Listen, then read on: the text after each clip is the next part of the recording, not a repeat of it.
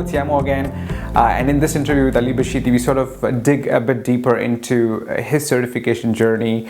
How did he study for it, and what was sort of the defining moments in his career that helped him as he went through this journey, and how he helped transform the practice for himself and also for the organization that he works for. So I hope you enjoy this and find value in it. So here is Ali with his certification journey. Assalamu alaikum. How are you, brother? Walaikum assalam, Yamo. How you doing? I'm doing great, wonderful. So tell us a little bit about you, Ali. What do you do? And it sounds like there are a lot of cool things happening around you. So I'd love to know. Right. So, so my name is Ali Bashiti. I work in an IT services company called Ijada, which is based out of Saudi Arabia. That's where our headquarters is based. Headquarters actually in Riyadh. That's where I live. I manage a team of analysts and designers. So in terms of the analysis side, I manage a team of business analysts and system analysts. We also have integration analysts because we're a system integrator, and so we've designated a specific role for that. And of course, we're really big on UX. That's capturing customer journey or designing customer journeys while incorporating the right requirements that suit the customer's needs. Right. So that's something that we're big on, and so I basically lead that team. Wow. In terms of industries, we're very big on banking and financial services. That's the primary, that's mainly the industry that we currently serve and do services for in terms of analysis and design. Great. But my beginnings all started as a BA myself. Yeah, I know, and those are my roots. I was sort of getting ahead of ourselves here. So help us understand the transformation. I know you were part of one of our prep courses for CBAP, and we want to understand how that journey sort of helped you advance your career. I mean, I'm sure you are an innately talented person. However, there are always elements, right? So, because I have some attribution myself on how studying the knowledge applied sort of transforms you, transcends your experience, and so forth. So, how did that happen to you? Right. Well, I think what really pushed me to dive deeper into business analysis was the fact that globally, business analysis started to catch on as the up-and-coming role in any respected organization. However, when it came to us when we were working in Saudi Arabia, there was something I wasn't getting. What I saw that was happening quite frequently was a person simply asking customers, "What do you want?" and stakeholders saying what it is that they wanted, or at least they thought they wanted, and this person would simply document them in a Word file or something and distribute it. I mean, wow. Business analyst, document writer, I couldn't really tell the difference between the two. Wow. And so that's where basically everything started. I was like, no, that can't be it. That can't be the role of a BA. It can't be somebody. Yeah. That can't be just it. It can't be just that. Where's the value?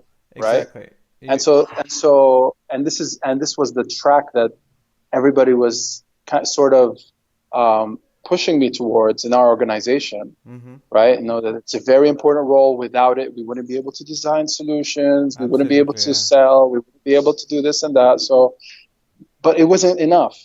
And so that's when I started my journey on, okay, what is business analysis, right? What is the difference between requirements gathering and requirements elicitation? Yeah, right. Very important. One thing led to the other, and so of course, as a person who's in a junior role, one thing that's very key is mentorship, someone to guide you. And so that's where I turned to IIBA and eventually stumbled upon someone called the BA coach. Wow. Well, I think Many years ago, many years ago. it was a fortunate lining of planets. Let's just say that. I think the key Fortunately. aspect is, I mean, it's amazing that you were able to sort of recognize that, and as you were going through your certification journey, how did that sort of transform what you thought the practice was, given what you were hearing, and what you sort of saw it to be as you were studying and sort of helping to bridge the gap, like you said it right there, like requirements gathering versus elicitation, because I always state in any of my workshops or courses that the word gather or gathering is banned, right? So if anybody sort of uses the word gather, you have to sort of put $1 in the cookie jar, and that's how we roll. Because you just Exactly. don't go out there and gather. So help us understand, like, That's how did studying about knowledge areas, different knowledge areas, sort of help you in transforming? Like, I know right now you're managing a team of BAs. I'm sure that sort of played into it as well. But how did it help you in your practice? so basically, it happened to come at a time. This discovery phase of what should business analysis be about and everything came at a time right when um, we had to, as an organization, set up the analysis and design department. Mm-hmm. We had to set it up so that it could go to the next level, right? But all I needed was a launch pad Yeah. to do that. Yeah. It was at a time where there was a transition of people switching roles and everything, Yeah. and it was just perfect timing in terms of me being able to have this opportunity to step up.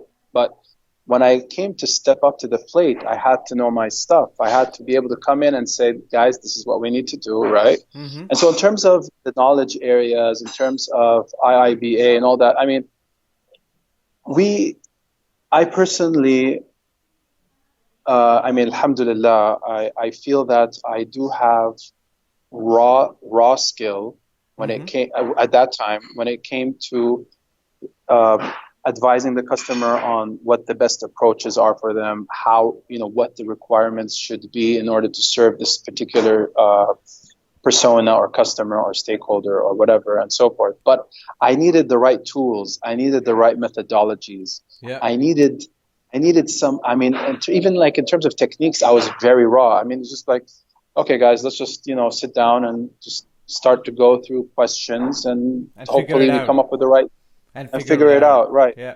right, right. And not only that, in terms of okay, how do we manage what it is that we have elicited or gathered or documented, Mm-hmm. right? I mean, how do we go about communicating these requirements? Mm-hmm. How do we manage these requirements moving forward? And so Yeah. it was just at the right time. And so that's where the Babak truly helped me, and that Mm-hmm. is getting exposed to different techniques, Yeah. right? Getting exposed to things that I should take into consideration, whether they be, even like soft skills or or understanding what is my role. Mm-hmm. Am I somebody who should solve problems between stakeholders if there was a political situation going on? Yeah. Am I, so, who am I exactly? Where does my role start and end? Exactly. So the Yeah. Babak was great when it came to that, right? In terms of Mm-hmm. the theory. Mm-hmm. Um, the second side of it was now the credibility. How can Ali prove Yeah. that he's got that credibility right now? And so, fortunately or unfortunately, however you want to take it, Uh-huh. there are cultural aspects at play, particularly for people in the Middle East. Uh-huh. Um, me, for myself, I wanted to educate myself, and that in and of itself had intrinsic value for me. Yeah. However, Absolutely. it's not enough. Mm. When you want to show that credibility, you've got to back it up with something, such as a certification, Correct. right? Yeah. And that's still really big over here in this part of the world. Mm-hmm. Whereas in the West, maybe no, it's more about your track record. But over here, the starting point is okay. What certifications or credentials do you have? Yeah. And so I knew that if I, as a BA, wanted to go to the level of managing a team of business analysts, I would need this as a bare minimum. Yeah. And so that's when I came up to, so I have the what, which is the Babok. Now, how am I going to achieve that? And that's where I came across your courses. Great. I mean, one of the big things that, I always sort of emphasize is, it's not just enough to pass. You have to surpass what your True, very. abilities are, right? So I think, I mean, if you sort of go through the Babok enough, regurgitate it, but there's a huge element of understanding it, and also the volume of it sort of can overwhelm you at times. I know people who've started their journey, they sort of continue to do it sometimes over 2, 3, 4 years. It happens because our lives are busy and stuff. So how? Oh yeah, there you are. So I mean, I have a story to tell about that, but please, sorry, don't mean to cut you off. yeah. No, for sure. I mean, the way I was actually getting to something, that you did as well. But how can an environment like a boot camp help? Like, I know there are values to it that we sort of advocate. But what was your take on it? How did that sort of defined window, right? You're sort of time boxing your prep, Yeah. time boxing your everything, and sort of how did that help you being part of this journey, if you will? I think the very fact that, I set out on a mission, and I'm very happy that the PDUs do have a lifetime, Otherwise it could be open-ended. Yeah. And that's really what drove it. So I signed up with your course for the online course, right? Mm-hmm. And I believe we had 1 year, if I'm not mistaken. Was it 1 year? Yeah. I think it was 1 year. Yeah. Mm-hmm. And like you said, life is busy, and I started, that 1 year, 1 month started. That 1 month passed, 2 months, 3 months, 4 months, and I believe I had 1 month to go, and I had contacted you, and I was like, "Yo, Yamo, I sort of need a refresher, right? I need to sort of catch up on what's going on, what I need to take care of, and stuff." And so that's when you had shared with me the ultimate Babok kit, right? Mm-hmm. The kit that you have. Yeah. I took that on board, and it was just that 1 year that clock was ticking, and I purchased the kit, and then I didn't do anything the first week. I didn't do anything the second week. And I remember I just had 1 weekend, and what I did was I booked the exam.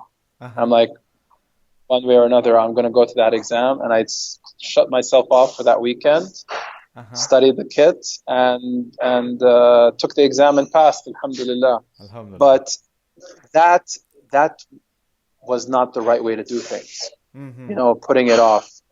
So what I'm doing right now, actually, it's kind of funny. In my team, I have 2 people in my team right now who have taken a course online there, and I've told them, you guys have to get this CBAP certification within the next few months. I've given them a deadline and everything, and now I'm time boxing every step. The journey towards that. So I've time boxed, first of all, the course to get the PDUs, and then I gave them another deadline for preparing the application. I've given them another deadline, having booked the exam, and so forth. Sometimes people just need that push. Yeah. And so what I think about this boot camp, that's just the first step. That's the first. Absolutely. So how is, I mean, I know right now you're leading, a team of BAs and so forth, and you do a lot of client engagements. How is being certified, sort of having that language, that speak, if you will, with your team and possibly your clients helping you in what you're doing right now? Right. First of all, can you hear me? Yeah. Okay, great. Well, the first thing I'm doing is flashing my CBAP certification around because, like I said, culturally speaking, it says something over here. It's I don't know if you go to the CBAP register, you'll find that you have a lot of people in Saudi Arabia recently getting the ECBA, But the CBAP club is quite an exclusive club still. Mm-hmm. You know, there are not that many CBAPs in Saudi yet, unfortunately. Mm. And so that in and of itself allows you to stand out, right, as a person. So it gives you that credibility that I was, talking about earlier. And at the same time, what it's doing for me, which is very important for me, is I want the rest of my team to become CBAP certified as well. Mm-hmm. Some people, unfortunately, are intimidated Mm-hmm. by the BABOK and the certification and so forth. To have someone in your own team that's already CBAP certified and has done it and has gone through it gives that confidence and that reassurance to the team. Yeah. Right. Mm-hmm. And so that's really what my goals for this year really is, to increase the number of CBAP certified people in my team. Mm-hmm. And we've started. Yeah. And so, so I'm sharing with them the tips and what areas to focus on. Yeah. And to start applying those as we work today, so they're already getting that practical experience as well. Absolutely. That's no, that's amazing. I think it's sort of practice what you preach and preach what you practice. Sort of, it's a full circle. That's amazing. Right. And okay, so if we were to sort of get into an interesting setup where there was an opportunity for folks out in that part of the world, maybe we lock them up in a place, like in a nice way, for 3 days. Yeah. We sort of do an intensive exposure, a deep dive of the BABOK, because we've been thinking about doing something in Riyadh. So what's this gonna be like? How do you think if we do a boot camp in Riyadh for CBAP, CCBA, or ECBA, gonna help folks who are gonna attend it? It's there are already people who have started to offer such boot camps over here, but it's not enough. We need to really start to build the practice of true business analysis here in Saudi Arabia. Mm-hmm. People do need help because I'm seeing it.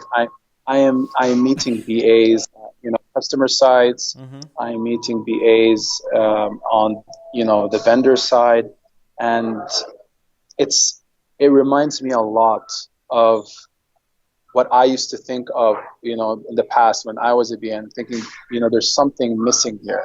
Mm. We need to really, I think that as a platform to help elevate, the level of business analysis, what's the word? I'm not sure.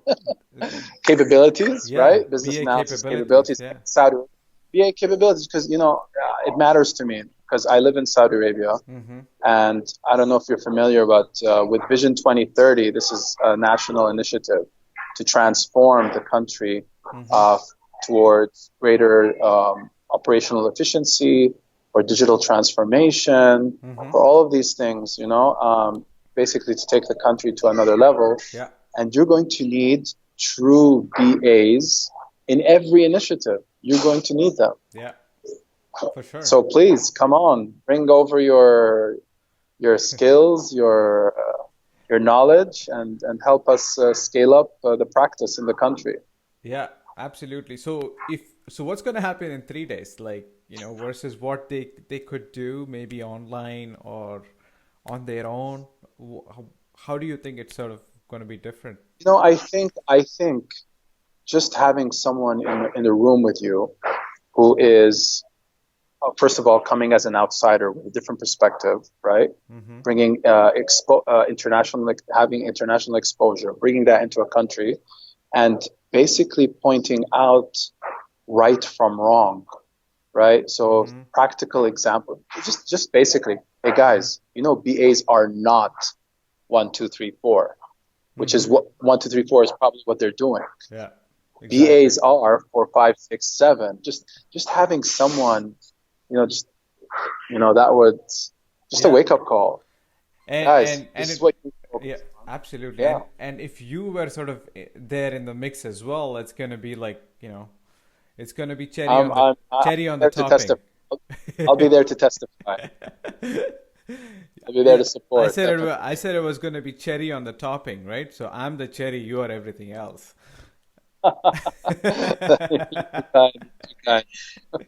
Great. So I mean, You would, again, it would be a privilege for you to come.